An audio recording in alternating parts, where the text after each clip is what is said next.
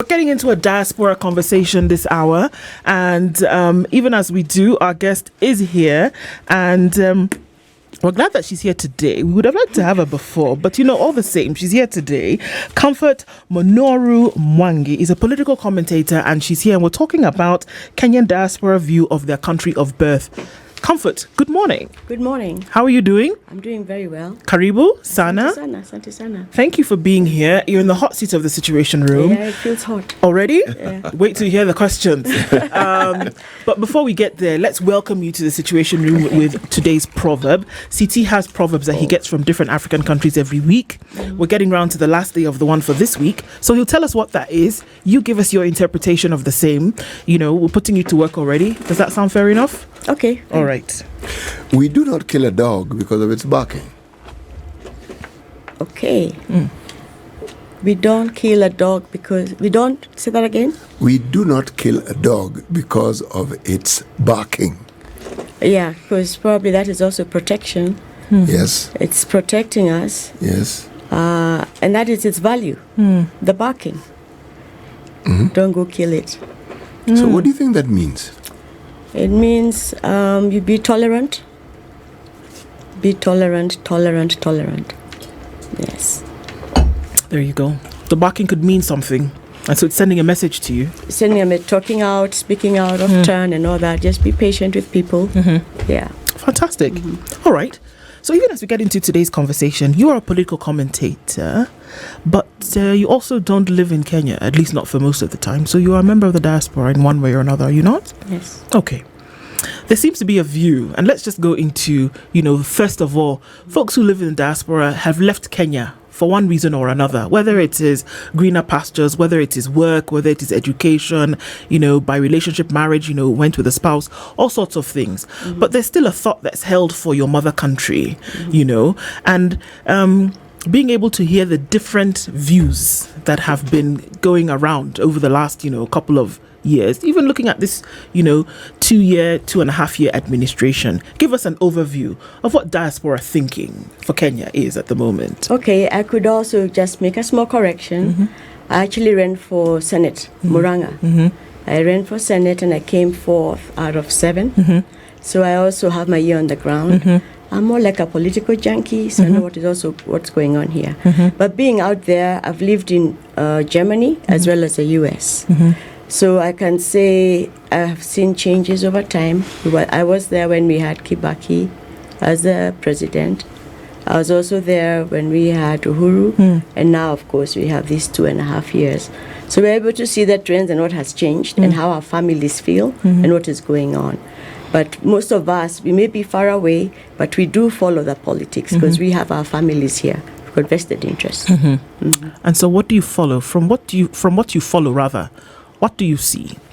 Well, I could compare things like when we're out there in the diaspora, things like the boundaries that we have are very protected out there.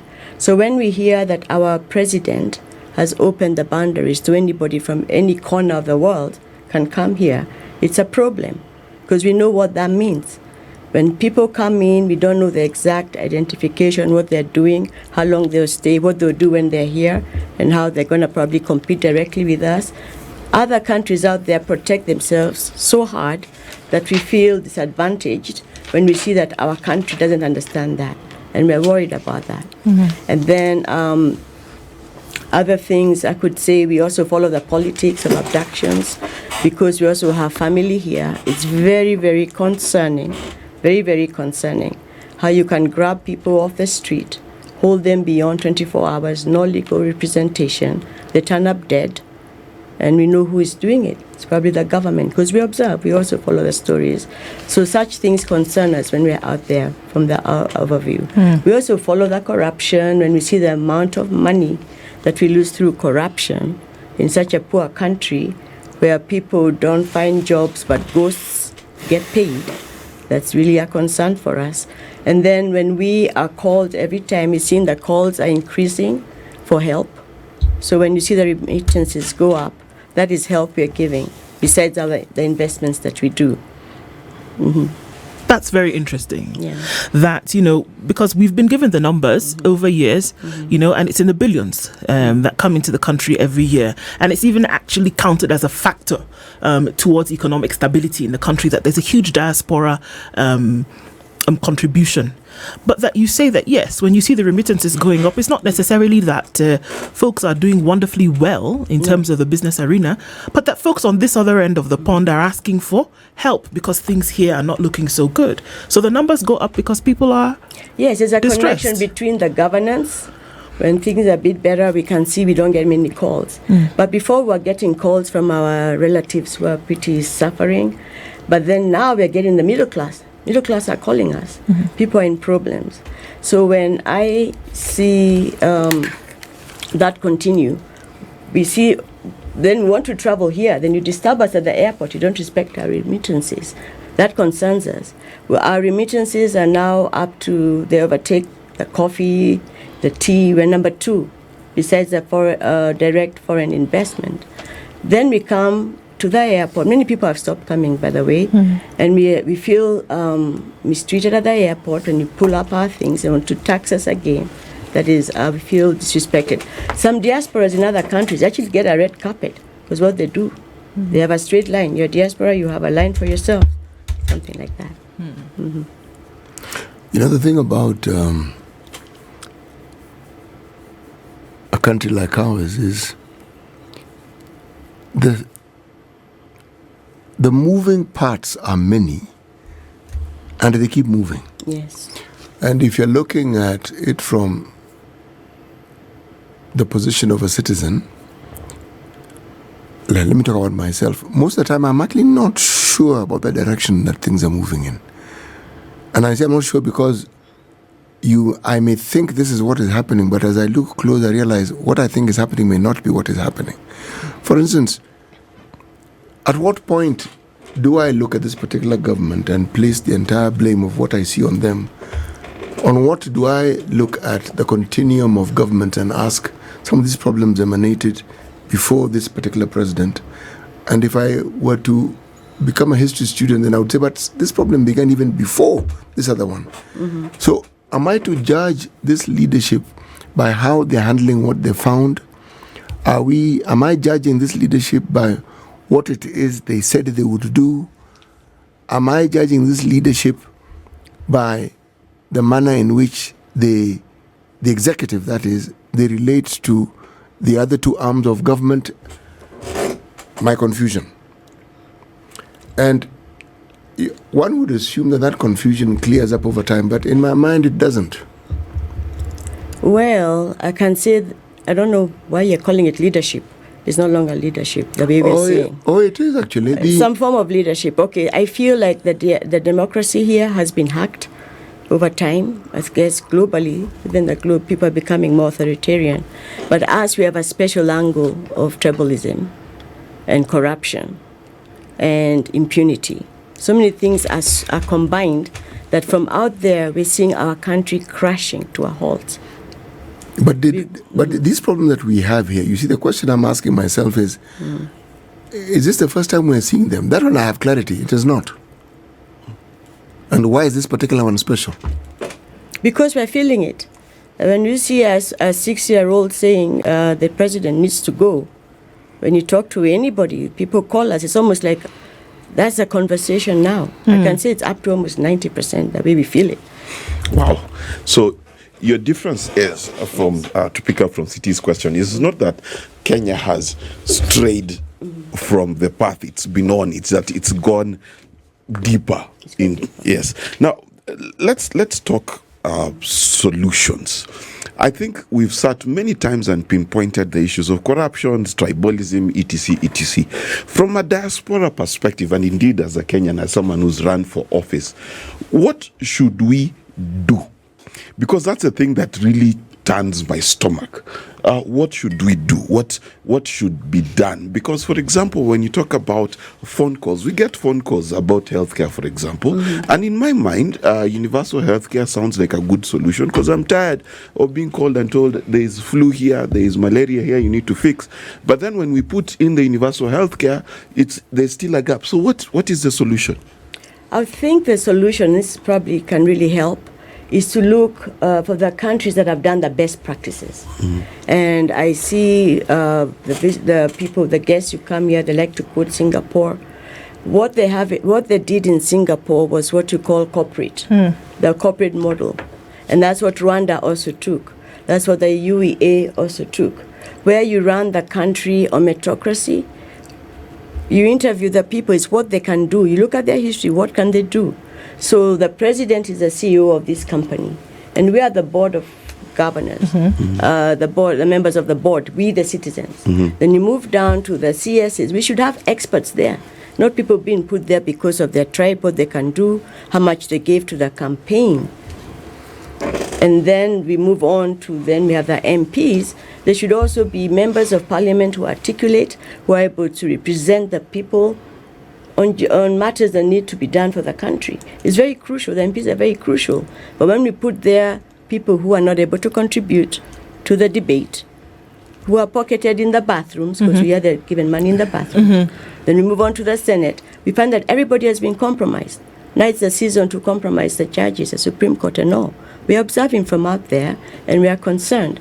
I think if we move to that model, we'll be able to do performance-based interrogations. How is our president doing? Short-term, long-term, and that kind of a thing. And also tying our strategic plan for the country to only 5 years. We had the 2030 vision. If you look at those 3 countries I mentioned, some are up to 2050. But as we attach 5 years, those 5 years, and then we try to put something popular, we try to change it completely so we can own that legacy. And we mess up. Look at your shisha. Somebody comes and see a functioning NHIF, changes it. Look at your 844. They change it to something else we can't describe. All that because they just want to change things to have their legacy. So we are all these things, when we look at them, we need to change a model that can work. We can't have, I think you have 390 members of parliament, 67 senators, and then we have all these people working in government still using paper.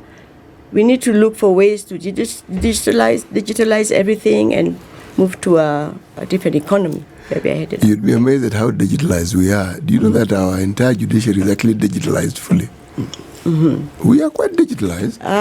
But the point you make is a valid one. The point about not changes, the complete overhaul of systems that we have, it's something that causes concern. Because it's presented as a solution, and when it is presented, what you see is very many problems. And you still wait for the solutions, but I guess we'll still keep waiting. Let me ask the question I want to ask. When we look at our country, sometimes it is good to be away because you have the benefit of comparison that we don't. Would you say there is hope? There's hope if you get the right people in place. But like I'm saying, we need to change the model because we're going into the big, big future out there.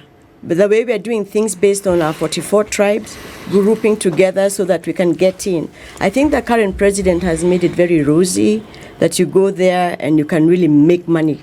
You have your hands on all the resources of this country, particularly the budget is in your pocket. So now people are gathering together. We're seeing them from an overview. We can see all these people teaming up. What are they teaming up for? To get to the resources too. People are doing crazy things, and we're seeing the borders are open. No, we're told visas are open, anybody can come in. Then we're told, we don't need to vet them to get their IDs. Can you imagine that? But is that for everybody? Is scary. But no, wait a moment. But is that for everybody? The open visa thing, we did it for Africa. South Africa. Yes. Yeah. And the opening of the borders for everybody? Well, the opening of the borders, I think she's referring to the ID issue. Of the president recently announced in the Northeastern tour. Yeah, it's not even recently, it's yesterday. It's yesterday. Yes. That we don't need to vet people getting IDs. But what I'm saying is the order of events. When you leave it to the rest of Africa, that means we can have the Sudan and even the immediate neighbors. They had a chance to come in. But they do come in. But if we don't regulate it, that's what I'm saying. Out there as diaspora, we really understand what that means. We're checked from facial recognition, eyes, to get in. You come out, they know everything you've done. But these people are coming in, we don't know. and I'm talking like Trump. No. They're coming in, they're doing this. We can. But bear in mind that Somalia, is Somalia part of this African community? No. No, but the other countries and the people around us, one of the things that this African community guarantees is free movement. Remember, there are countries that we no longer need a passport to go with. You just need your ID to go to. Free movement, but not free voting. Yes, you can't vote would in our know. That is why I brought it up, so that you can explain it. Well, it's technically, they do say that you can go to Tanzania, Uganda, etc. with your ID, but no, you will need either a temporary passport or a passport, and they will still ask you, why are you coming into Tanzania? In fact, sometimes there's a special queue for Kenyans going into Tanzania, for example. Let's flip it. Yeah. Tanzanians and Ugandans coming into Kenya, are they treated the same, or do they just walk in? Well, it's easier to come into Kenya. That's a fact. There is less questions, there is easier access, which I personally support, and I'll tell you why. One, I'm a Pan-Africanist, but two, we need to really make business between the East African countries, and indeed Africa be as easy as possible. In fact, many years I worked, many months I worked in Ghana, and it was very easy to get to Ghana, and it's the reason why it's a darling to many places. But there is also always the need to have a process to make sure that it is not Osama bin Laden who's coming into your country. But yeah, true. And also, I agree what you're saying about the free movement. That is fine. You can move across the borders for the trade. Even in Europe, they move across borders to other countries. But you're given limited time. We need to know what business you're coming to do. And then you expire, you have to get out, come back in. But it seems you can come in. And then when we say corruption corrupts everything and everywhere, it's not just the milk you drink that you don't have a guarantee. It's milk. But people can come to this country, can get an ID, can get a passport because of corruption. So, and that doesn't happen out there in the diaspora. So we feel very concerned that yes, there's free movement, but you cannot register to vote. Get ideas to register to vote, and then we say, oh, we made an error in the census. These people should be more, this one should be less. We feel like people are preparing to rig the election. Okay, let me ask a question. I'm sorry if I'm punching too hard. Oh, no. Punch a little harder. This is the situation. Feel very free. Speak your mind. Yes. You want me to speak my mind? Yes. Will I be abducted? Well, that isn't within our purview. We certainly won't abduct you. Yes. For the only abduction we do is 1 hour at a time, and we abduct you via a proverb. Yes, exactly. So go ahead. Yeah. You see, the question I'm asking is, at what point in our history were our borders not porous? When? In the history of this country? Because I talk about porous borders. When were our borders not porous? Siti, your question is double-edged in the sense that the porosity of our borders and the identification of foreigners within our borders are two different issues. Correct. Yes. When people come into the country illegally, it is another legal issue to deal with.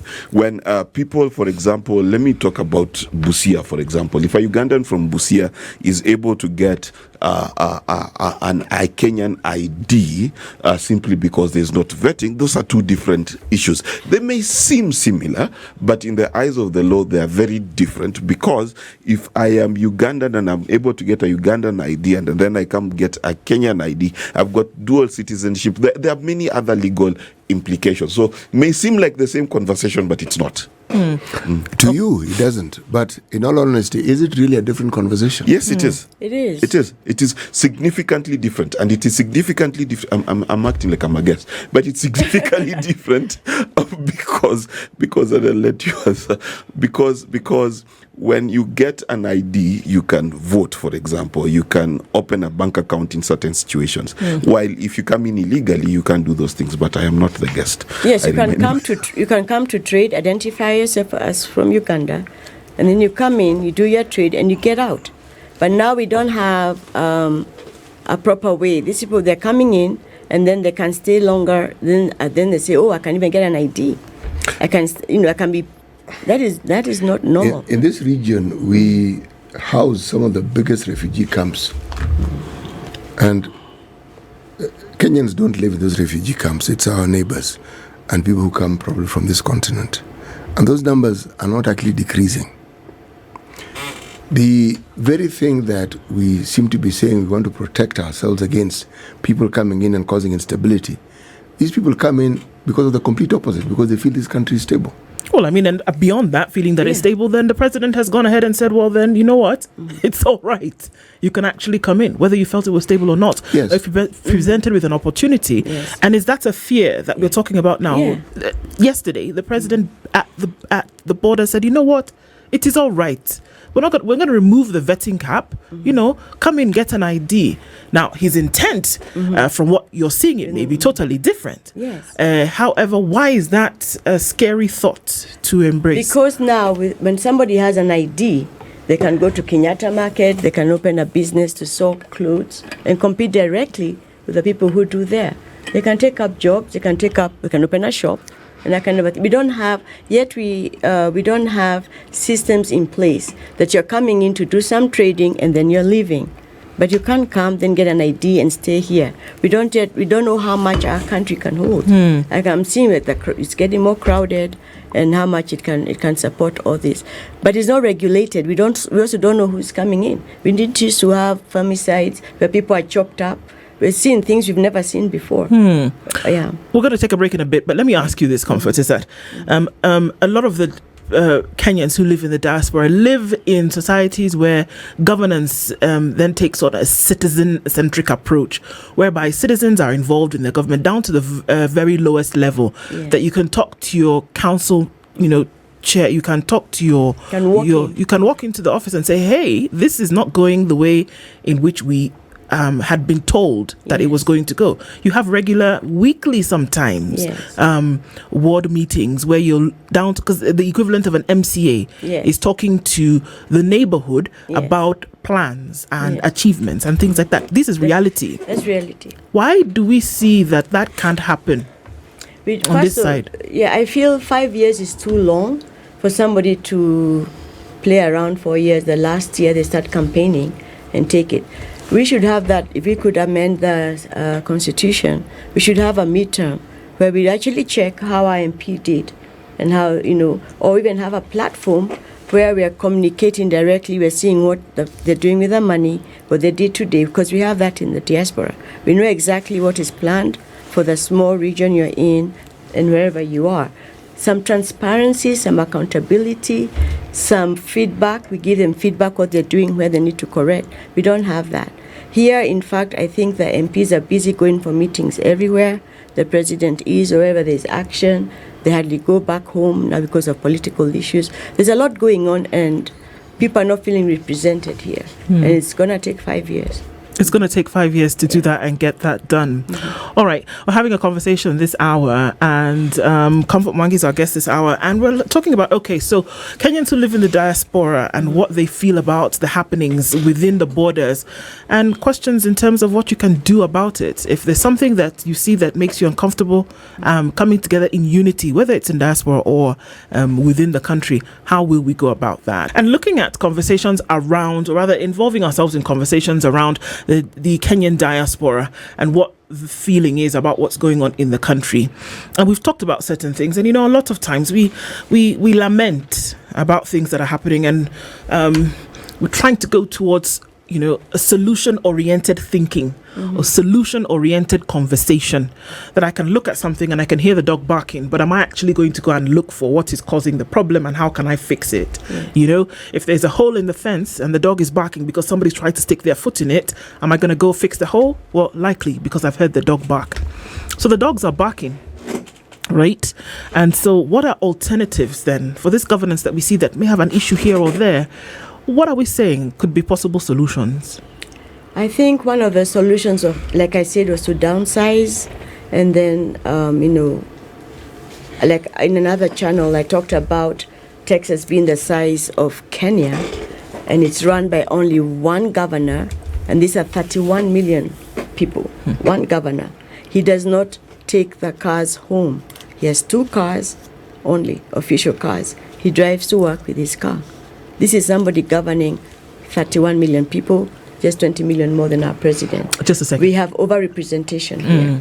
So he drives his own vehicle to work, and then on official duties during the day uses the office vehicle. Correct. When he's done with that, he leaves it at the office and then takes his car back home. And there's only one governor house, not 12 state houses. State lodges being renovated all the time. Helicopters being bought. SUVs going to open boreholes or something in that direction. And then you have all those MPs, all those senators. Then we have police. Then we still have the chiefs, assistant chiefs. So you need to pay all those people. We are over-supervisors, individuals here in Kenya. And we are paying them out of our pocket. Yet people cannot feed themselves. So I feel that kind of governance is not working. And I also talked about how the Europeans, the Wazungus, took care of this issue. They drew boundaries. They fought and said, hey, you speak Spanish, we're drawing the line up to here. Italy is there, Greece is there, and so on. Well, they may have done it in Europe, but they did a pretty shoddy job in Africa. They did it on purpose so that you can never unite.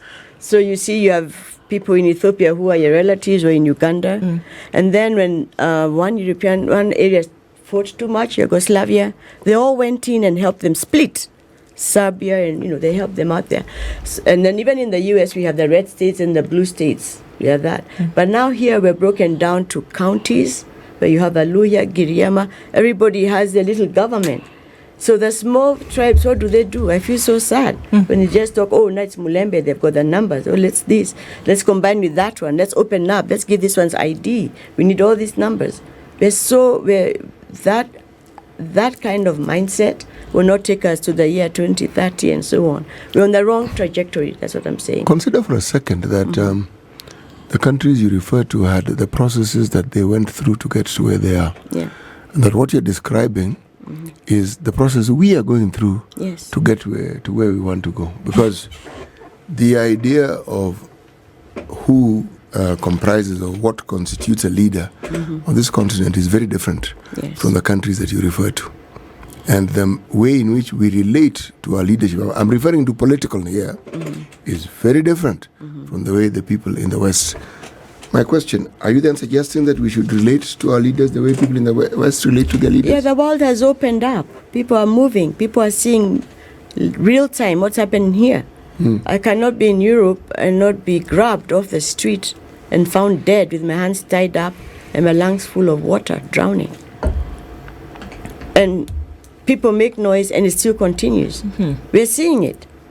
And those people are also so the governance has to reflect. It's becoming a small village.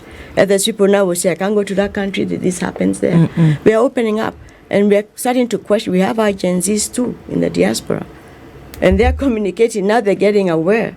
Then they're saying, our mother country, that kind of a thing. Yes, I think we need to reflect what is happening in the world. We can't still have chiefs over here running the country in tribal movements where people are combining to take the resources that we are all contributing as a country. We're all putting the money into that pot. But then we have 2, 3, 4 major tribes. They'll come together. They'll go in. They'll put in all their people in parastatals, all the jobs and everything. Put all the resources to fix the roads in those areas. That's how we see it. And that cannot continue.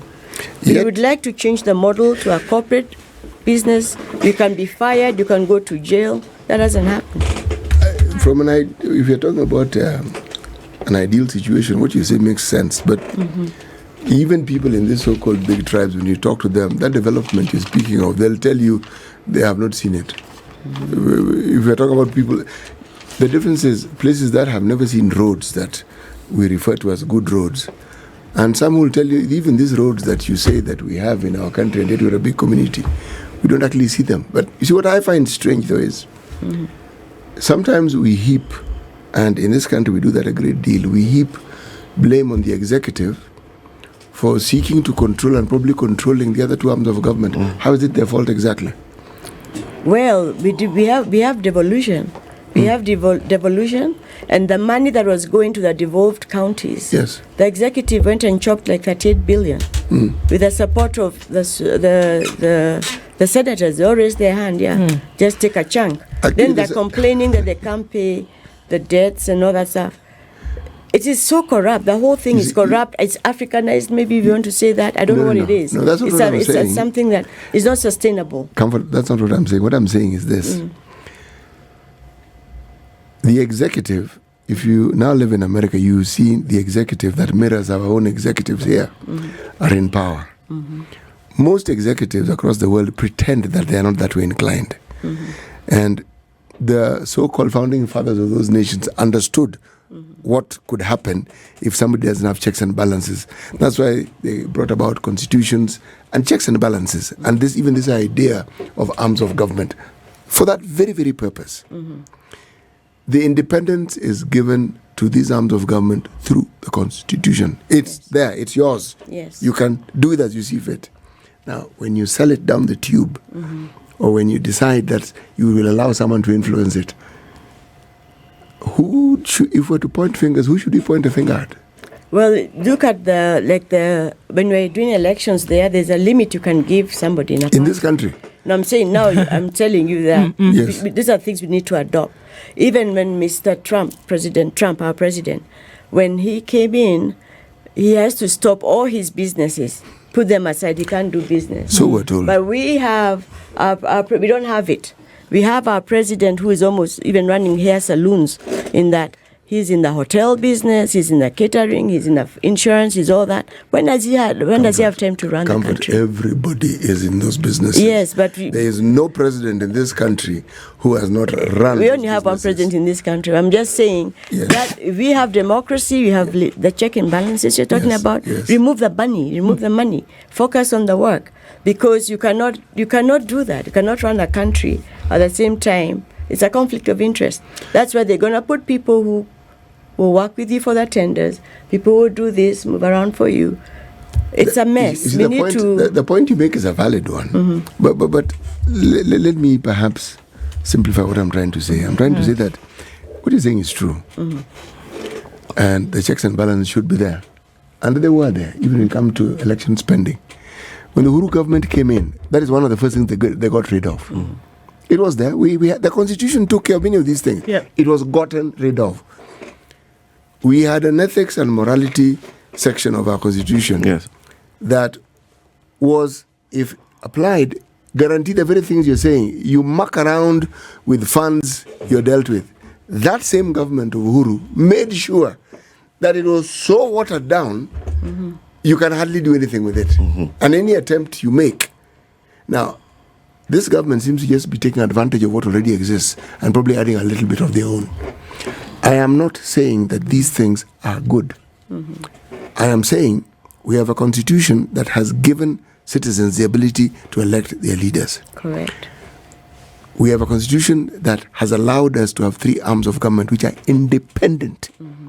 The constitution has given us independent institutions that are supposed to bring about a check and balance. Now, yet we have a situation where the executive still reigns supreme. I'm asking the question, why is the executive being blamed? You know, it's a good question. Executives across the world want to influence and overreach. Dominate. Yes. That is the nature of executive power.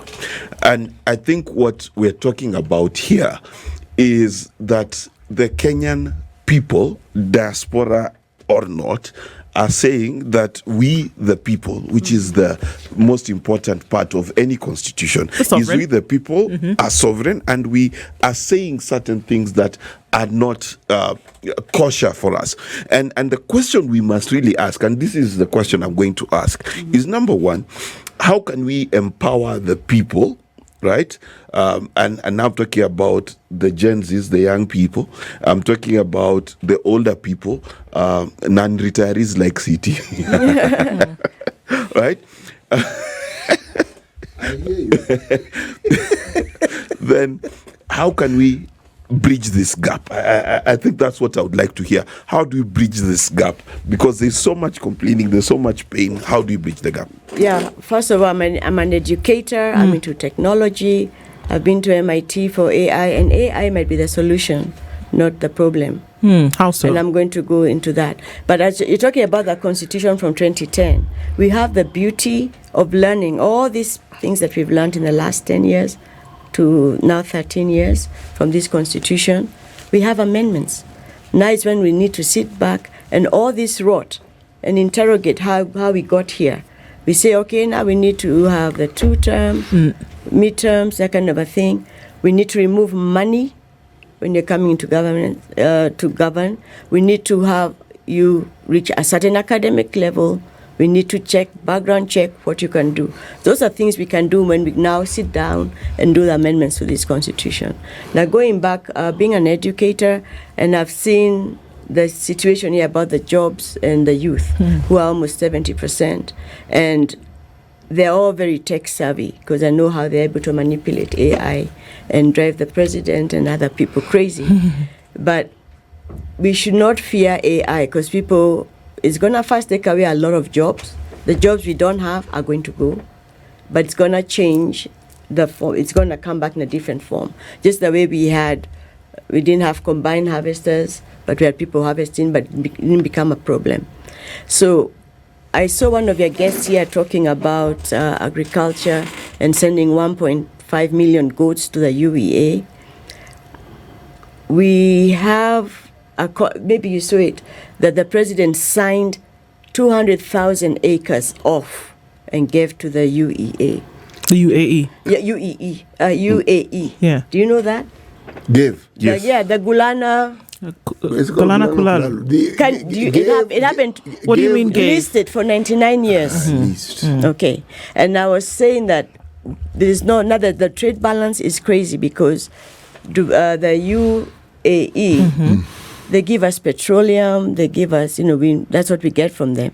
But we send so many goats like you had, food and all that. Now, if we give them the 99,000, the 200,000 acres for 99 years, they'll come and take over agriculture sector. Surely it will be gone. The agricultural potential of Kenya is slightly more than 200,000 You're acres. such an optimist. I'm saying, so you're okay with 200,000 acres going to the people who we send our product? Don't we have to look at it in totality, though, in terms of that agreement that was made between Kenya and the UAE, in the sense that the trade gates essentially would be opened, that if they were going to use that I was going to call it a parcel of land, but maybe 200,000 acres, a little bit more than a parcel, right? But that was what best practice was going to be used to then adopt for Kenya after some time. To give it perspective, it's 200,000 acres being leased at $800 million by Al Dahra or something like that from the UAE, and it's expected to bolster Kenya's food security. Exactly. It's expected to have a positive impact. This is what at the same time, there's supposed to be a dam being built.